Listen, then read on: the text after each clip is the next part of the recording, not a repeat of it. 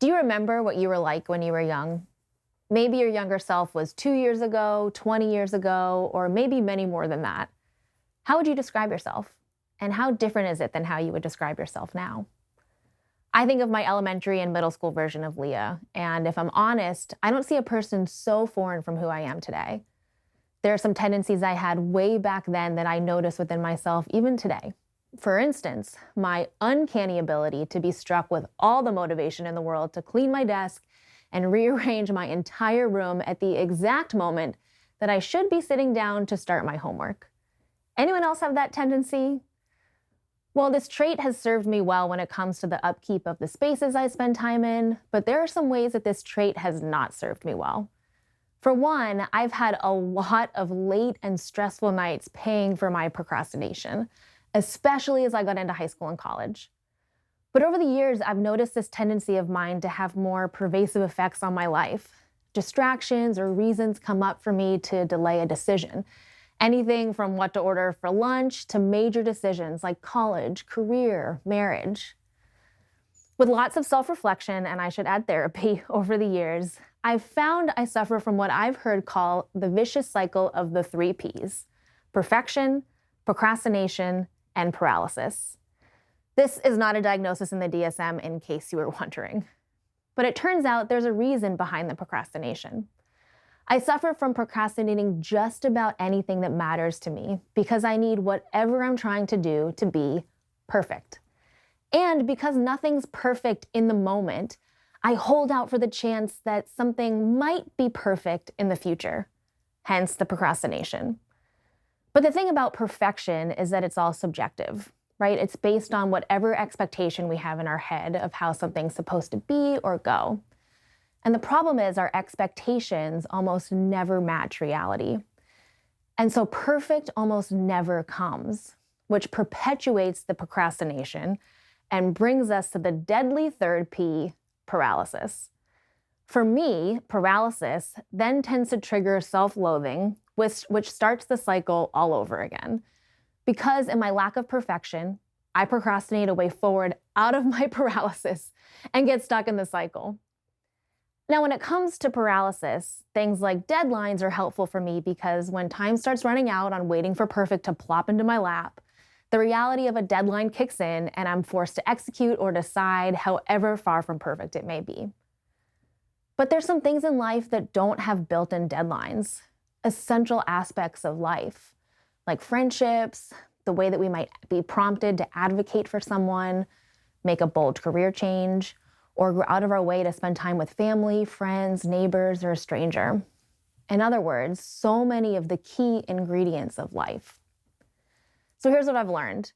The 3 Ps prevents me from living the most vital P of all: presence.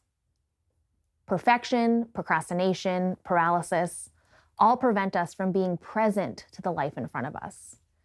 It's hard to be present when we're tied up worrying about the way something in our life isn't living up to the expectations that we had for it. While I know not all of us are perfectionists, I do believe we all have some standard or expectations that we're pursuing or that drive us. Maybe it's beauty, justice, excellence, innovation, loyalty, adventure, decisiveness, peace, order, or relational fulfillment. There's countless personality assessments out there that suggest that while we all have different goals that drive us, there is something that drives us. So what were you like when you were younger? I wonder if some of the tendencies you had might show you some of the things that drive you. But what happens when whatever drives us isn't realized? Over the years, I've had a mentor who's reminded me of this mantra: stop worrying about being perfect, just be present. I've held on to this mantra in work and ministry and relationships. A book actually came out a couple years ago entitled Present Over Perfect, and I thought someone had been recording my inner dialogue. But the idea of the book is learning to say no to perfection so you can say yes to presence.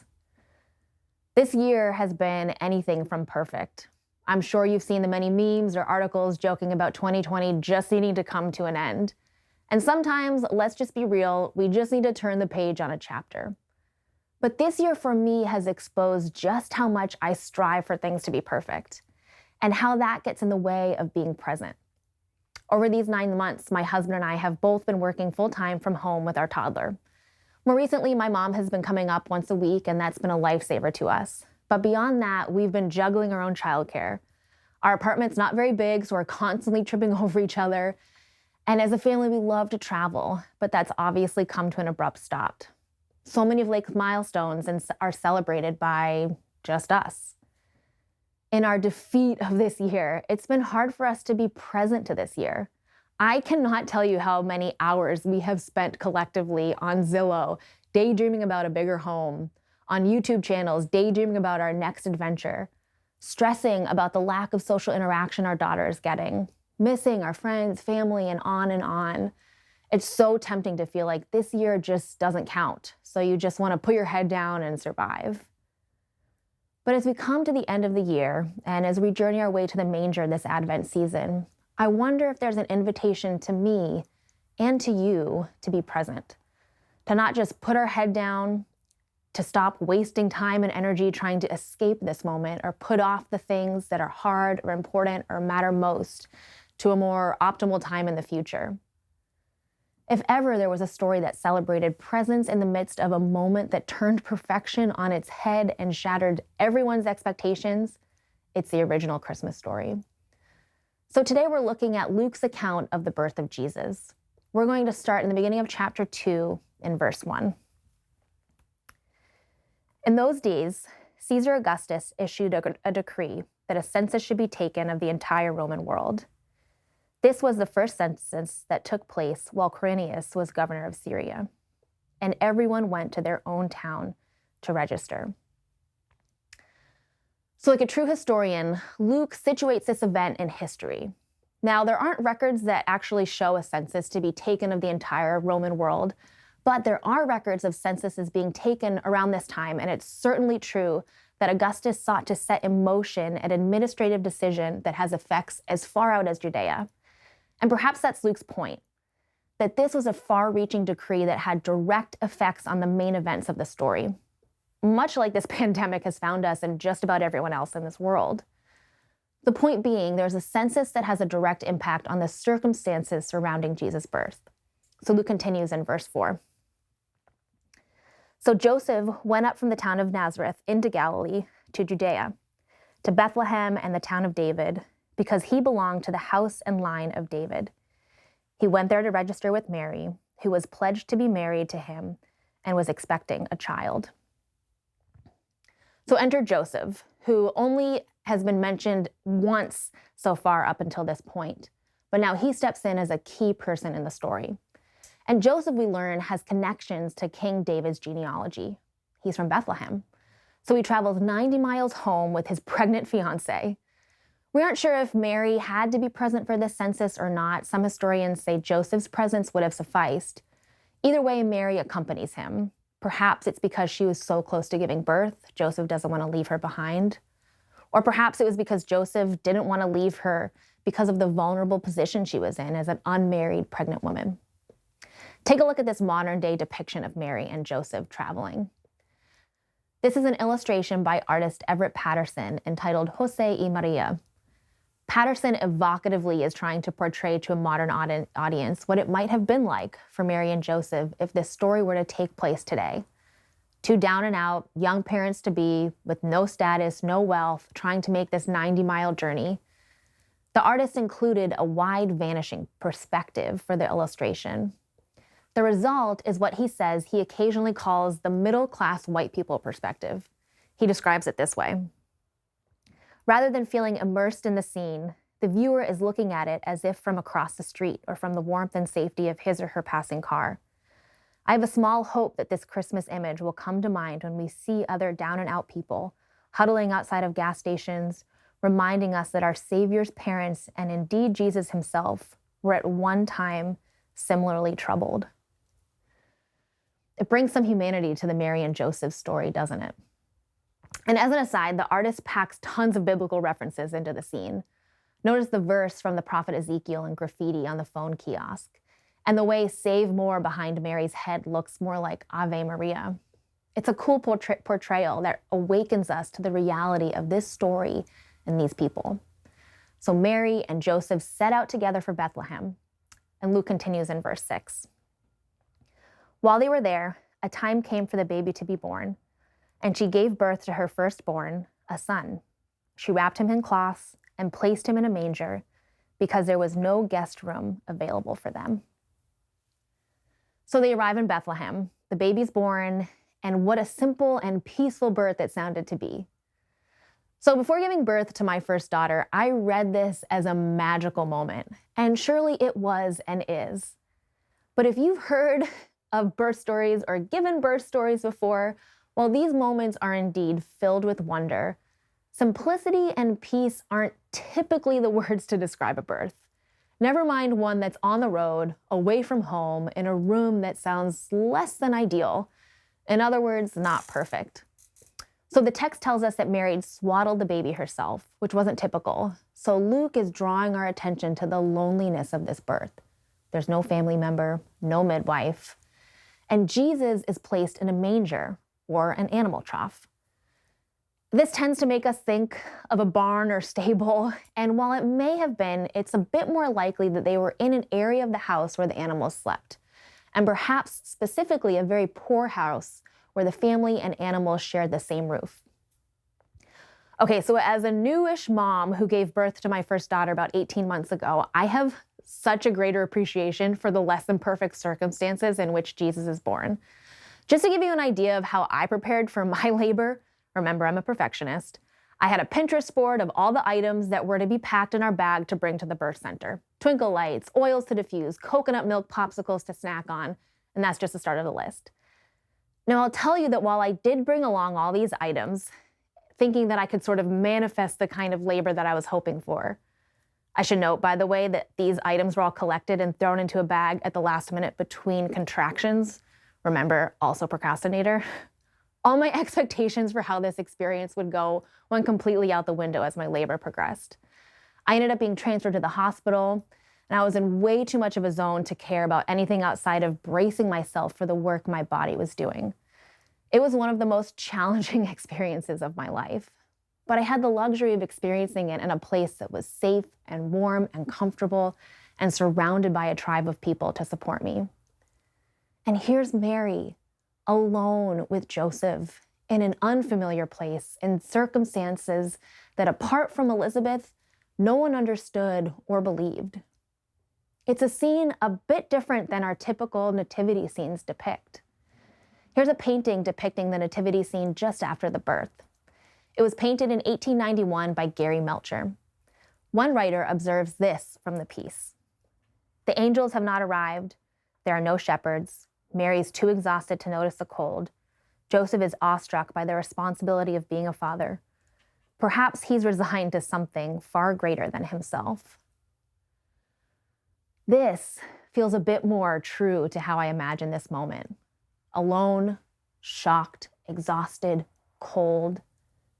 This is the context that God chooses to send his son. Obscurity, poverty, uncertainty, rejection. And yet, it's this very context that creates the fulfillment of the prophecy declared hundreds of years before this event. This is the story of the incarnation, of God being made flesh. Incarnation isn't a word really that's used in the Bible, but its idea is derived from the Bible's description of Jesus, especially in John 1:14, that tells us, "And the Word was made flesh." Incarnation, therefore, refers to God becoming a human being. And it turns out theologians throughout the centuries have pointed out the reality of the incarnation as one of the most important and powerful realities of the Christian tradition. As I think about that, if I were God, these are not the circumstances that I would choose to make my fleshly appearance into the world. As a matter of fact, I'm not sure I would choose to come in as a baby. Why not just skip that very vulnerable part of life and jump ahead into adulthood? Actually, why not just beam in around the time of the start of Jesus' ministry? Nothing really important seems to happen in the first 30 years of Jesus' life.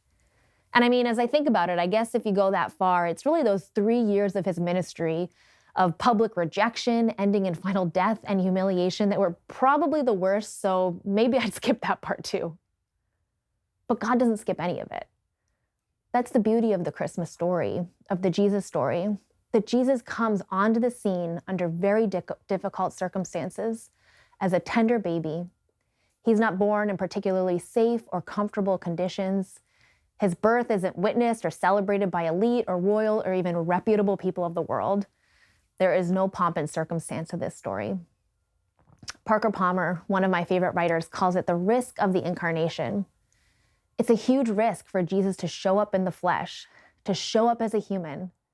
And in the same way, I actually think it's a risk for us to show up as our human selves.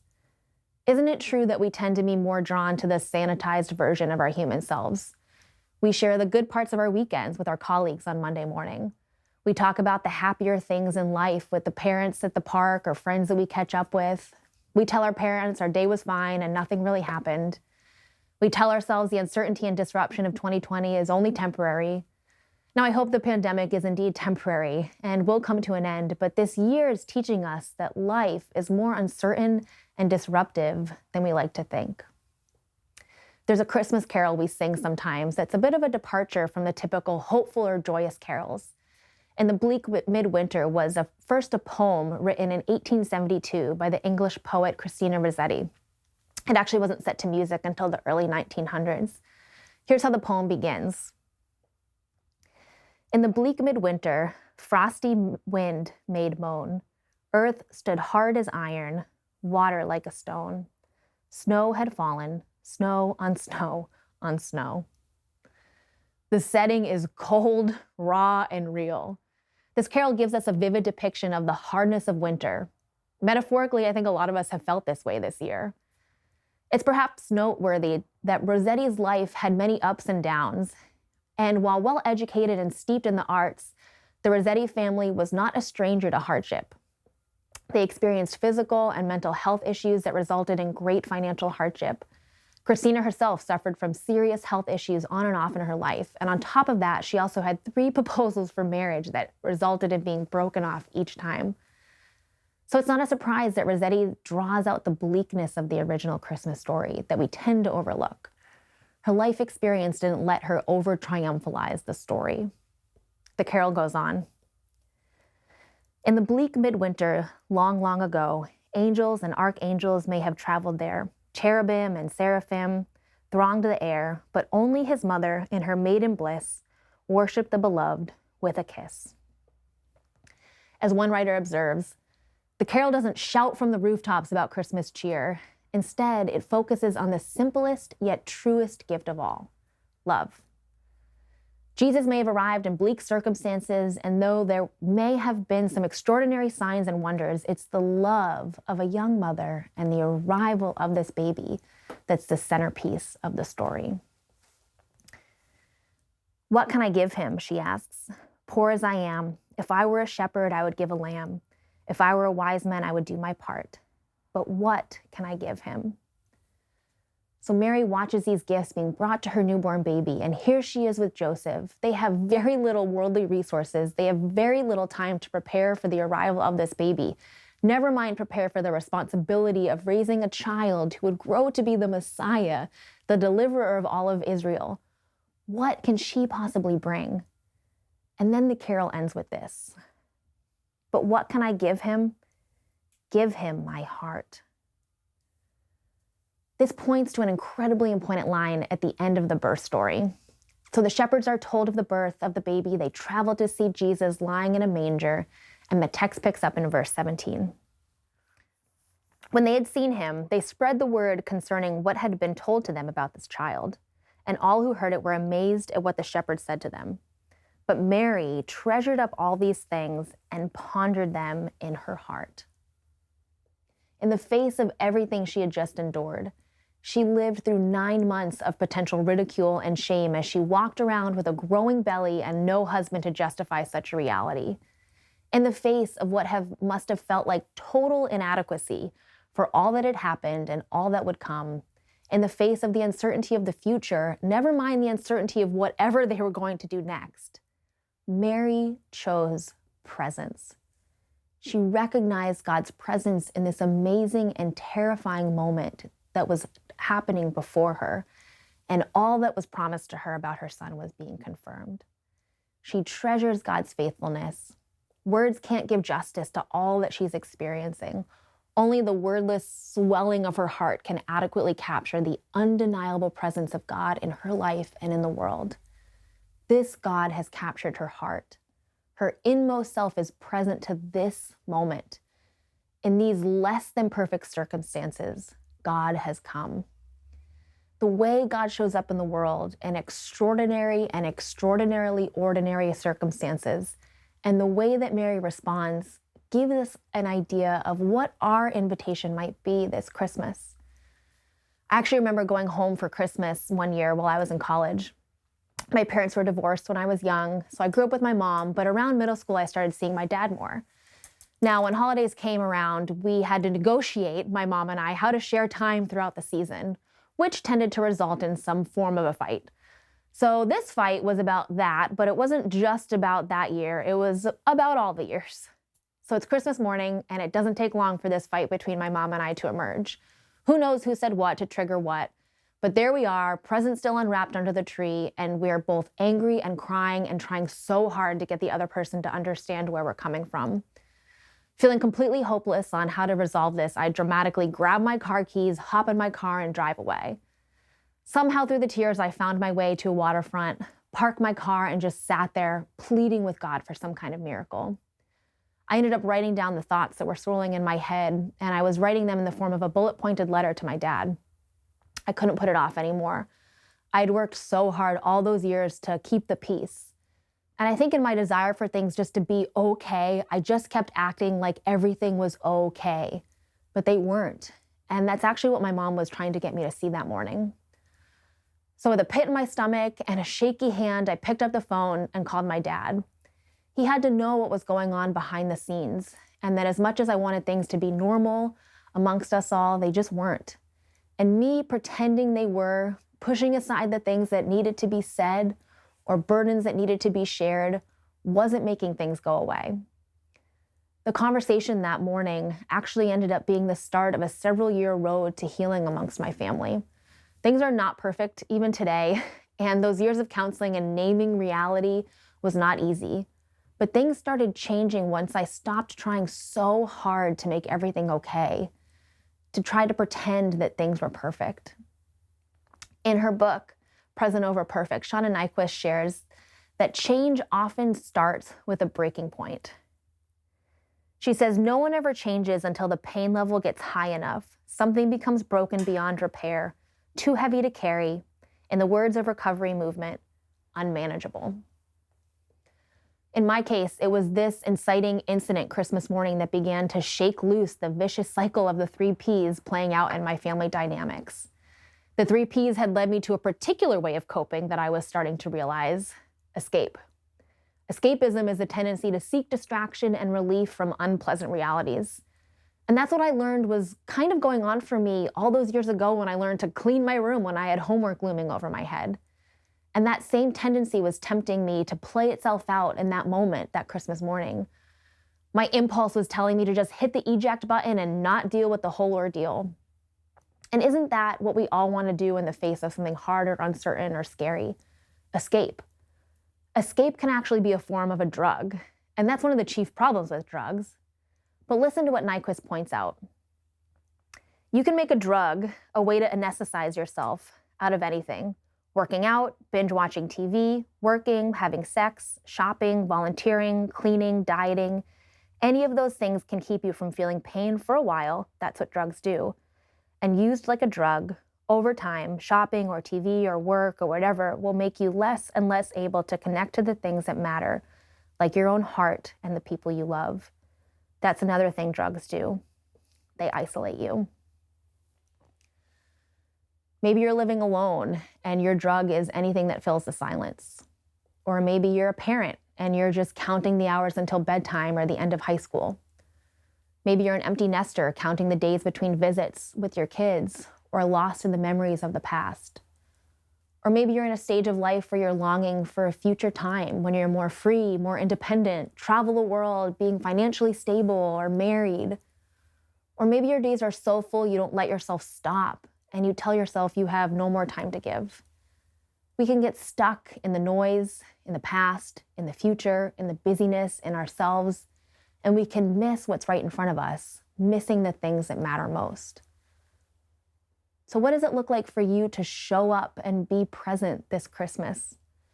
To reach out to those you've lost touch with, or to someone you know is hurting or lonely.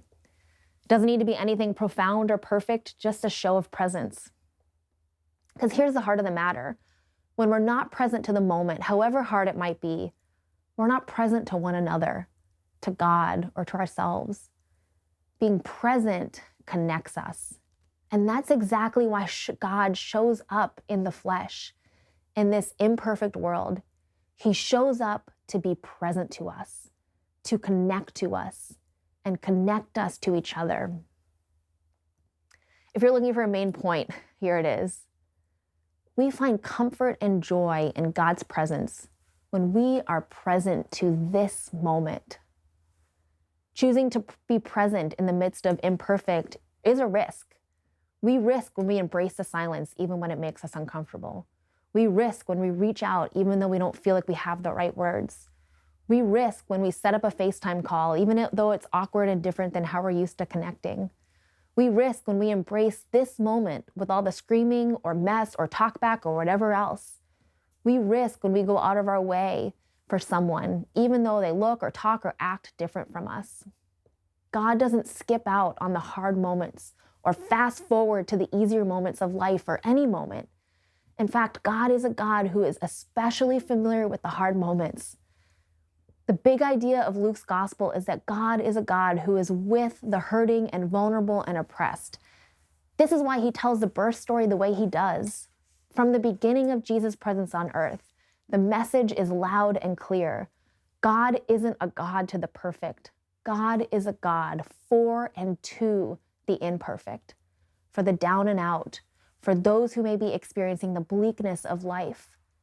But the Christmas story teaches us that comfort and joy can be found in each moment because God is present there.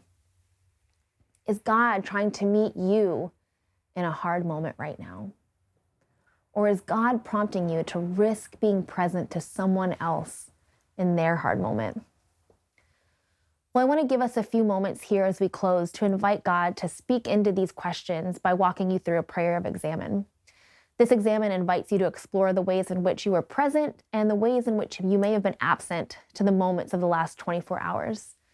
So over the next couple minutes, I'll walk you through with some prompts.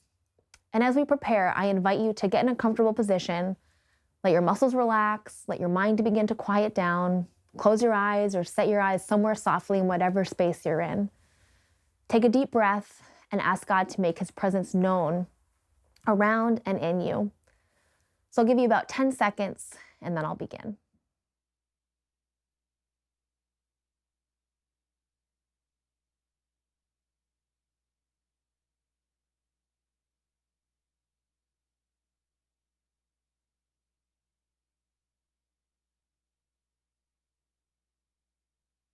God calls us to be fully present to the moment at hand, but so often we're lost in another world, lost in the past, lost in the future, lost in our broodings, lost in our joys, our fears, our expectations, our judgments. Or perhaps we just get lost in the latest silly game on our smartphone while someone or some task needs our full attention. As I enter in a few moments of quiet, I begin in gratitude, thanking God for one or two of the blessings, big and small, that I received in the past 24 hours.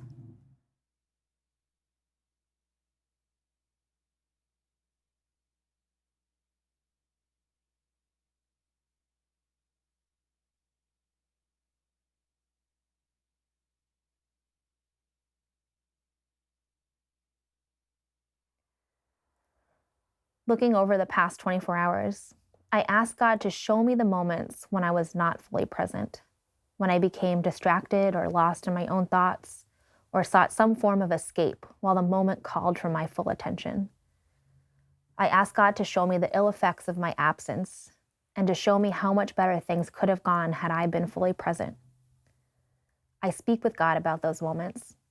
I ask God for advice, healing, and forgiveness.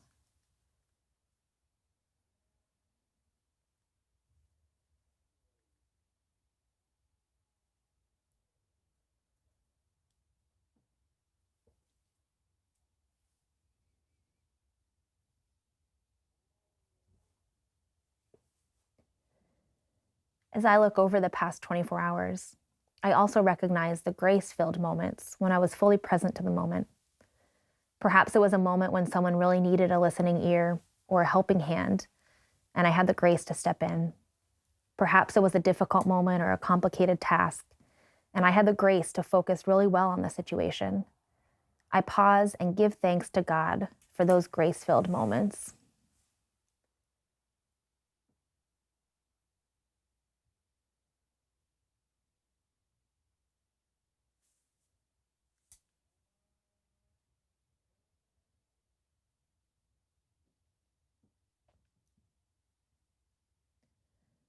I now look to the next 24 hours before me. What moment could really use my full attention? In which moment may I be tempted to get lost in thought or lost in some escape or diversion? I speak with God about the concrete moment that might challenge my full presence.